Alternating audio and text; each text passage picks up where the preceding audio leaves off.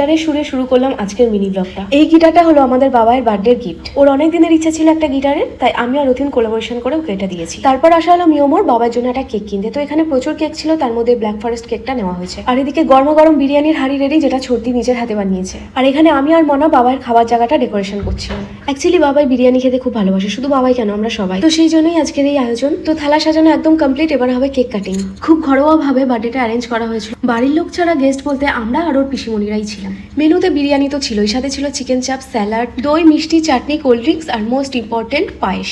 আচ্ছা, এবার ঝটপট করে কমেন্ট করো বাবার এই বার্থডে ডেকোরেশনটা কেমন হয়েছিল। এদিকে কিন্তু আমাদের বার্থডে বার একটু একটু খিদে পেয়ে গেছে, কিন্তু না, তার আগে আশীর্বাদ পর্ব আছে। ওর ঠাম্মি, দিদুন, দাদাই সবাই মিলে ওকে আশীর্বাদ করলো। তোমরাও আশীর্বাদের হাতটা ওর মাথায় রেখো, যাতে অনেক বড় হয়, ওর সব স্বপ্ন পূরণ হয়। এইবার হলো কেক কাটিং পর্ব, সবাই সবাইকে কেক খাইয়ে দিল। আর হ্যাঁ, এই বার্থডেটা ছিল কিন্তু 5th মে। সময়ের অভাবে ভিডিওটা এডিট